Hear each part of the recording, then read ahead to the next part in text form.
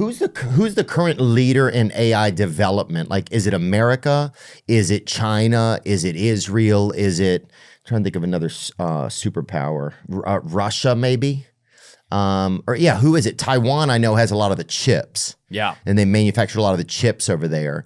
And does it matter what country leads in AI, or does it just matter the company like Scale or another AI company?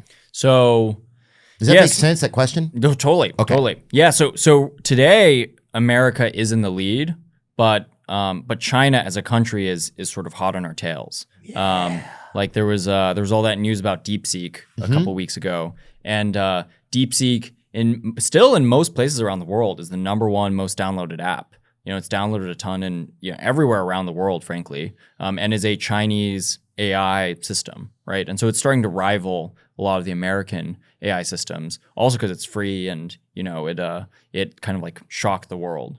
So right now, if you kind of look at it, U.S. and China are a little bit neck and neck. Maybe the U.S. and America is like a little bit ahead. And you kind of like look at, if you go back to each of the 3 pieces that I talked about, so the chips and the computational power, the data, and the algorithms, if you were to rack and stack U.S. versus China on each one of those, we're ahead on the computational power because the United States is the leader at developing the chips, and most of the most advanced chips are American chips. They probably beat us out on data because China, they've been investing into data for a very long time as a country. And then on algorithms, we're basically neck and neck. So it's a pretty tight race. And to your question about does it matter or what does this mean? I think it's actually going to be one of the most important, questions or most important races of our time. Is it U.S. or Chinese AI that wins? Because AI is more than just being a tool that we can all use to make our build whatever we want to or make whatever ideas we want to happen. It's also it's a cultural staple, right? If you talk to an AI, that AI is kind of a reflection of our culture and our values and all that stuff. So in America, we value free speech, and the AIs are are built to support that. Whereas in China, there isn't free speech, and so if the Chinese AIs are the ones that take over the world, then all these Chinese ideologies are going to become exported all around the world. And so first is there's a couple dimensions here that I think matter. So first is just the cultural element, which is like, do we want kind of democracy and free speech to be the cultural AI that wins, or do we want sort of the more frankly totalitarian AIs in China to be the ones that win?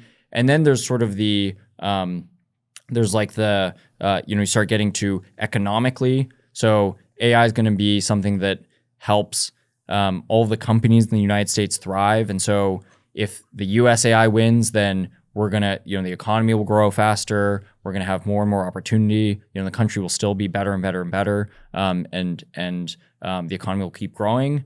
Versus if Chinese AI wins, then Chinese economy is going to grow way faster than the American economy. So there's sort of the cultural piece, the economic piece. And then lastly, there's kind of the warfare piece, right? And, AI, we haven't really talked about it, but has clear potential to be used as a military technology.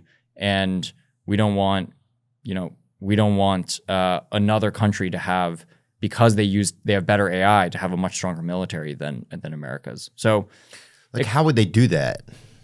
How would they have a better AI, or how would they use it to have a better military? Yeah, how would they use it to have a better military? Like, why is that kind of a concern or potential concern? Yeah, so one of the things that's been happening over the past, decade for sure is lots of hacking, cyber hacking going on. So, in America, even recently, we had this huge cyber hack called Salt Typhoon, where the Chinese hacked our telecommunications company, so hacked for the phone companies. Damn, they did? They got it.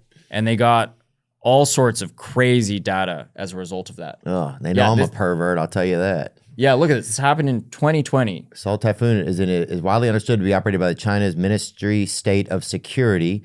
Its Foreign Intelligence Service and Secret Police. Chinese embassy denied all allegations, saying it was unfounded and irresponsible smears and slanders. High-profile cyber espionage.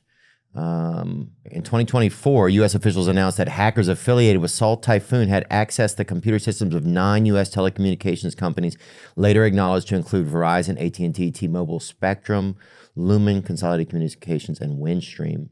The hackers were able to access metadata of users' calls and text messages. Fuck, homie. We're fucked, dude. I am. You seem good. Including date and timestamps, source and destination IP addresses. Ah, shit. Keep going. And phone numbers from over 1 million users, most of which were located in Washington, D.C. Good. Light them up, dude. In some cases, the hackers were able to obtain audio recordings of telephone calls made by high-profile individuals. Such individuals reportedly included staff of the Kamala Harris 2024 presidential campaign, as well as phones belonging to Donald Trump and J.D. Vance. According to Deputy National Security Advisor Ann Neuberger, a large number of the individuals whose data was directly accessed were government targets of interest. Wow. Yeah. That's crazy. So do you think this also, that whole thing could be not real and it's just a story that was created? That seems pretty real. Okay. Because there's real, there's like 20 stories where the Chinese have hacked American systems. Like they hacked, this must have been close to 10 years ago now, but the Chinese hacked the database in America that stored all of the clearances.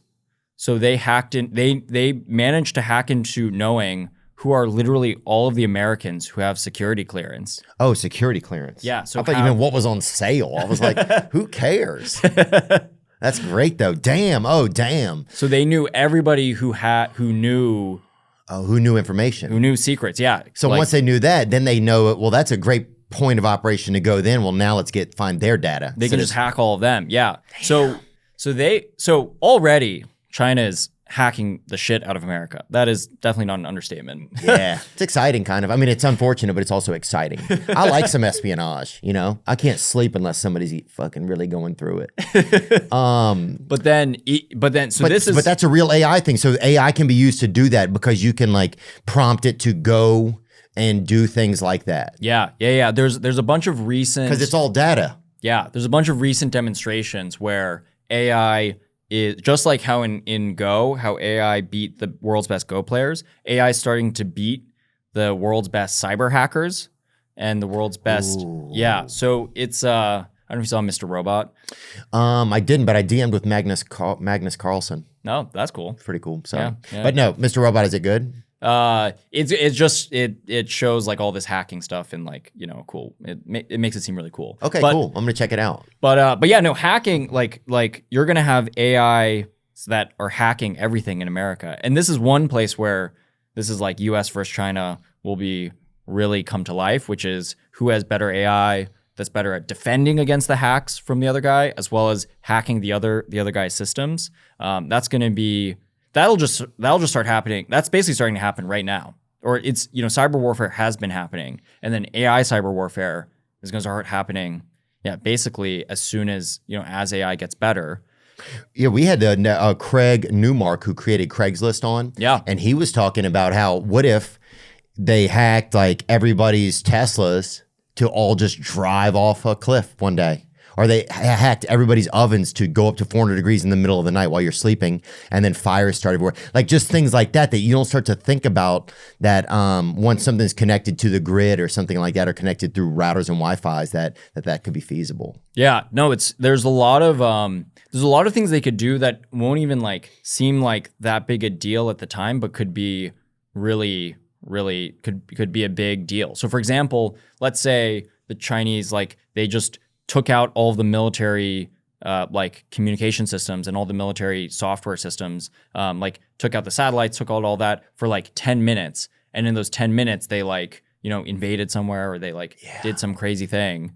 Damn. Like they can just, there's the thing about this stuff is like everything you know, as the world's become more connected, it also enables, you know, different kinds of warfare. So so cyber warfare is really big. Also, like the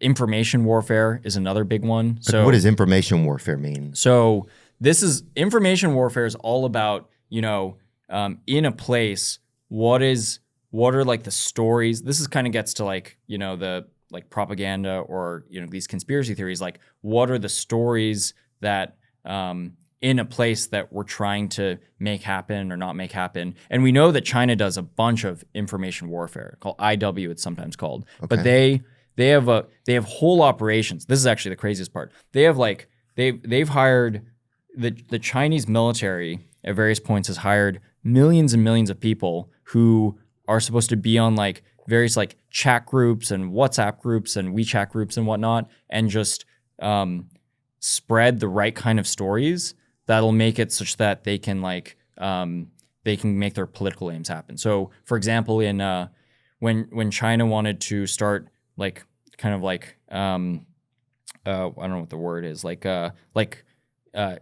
when China wanted Hong Kong to become a part of China again, which happened just not too pretty recently. To the PRC, right? To the PRC, exactly. When they wanted propaganda, is that the word you're looking for? No. Yeah, they would yeah, exactly. They would use a lot of propaganda, and that's information warfare to be able to just make it such that all happen much more easily. Well, it's unbelievable. I'll see stories even about, I'll be going through TikTok and see a story come up about something in my life that is not even true, insane. Some of it looks fun, but never was a part of my existence. And then you'll see hundreds of people have said something about and I'll have friends that'll ask me about it. I'm like, that's just crazy. Like totally. But so yeah, it's amazing to think of how many things we're watching or absorbing that are just are created just to delude us. Yeah. I don't know if delude is the word, is it?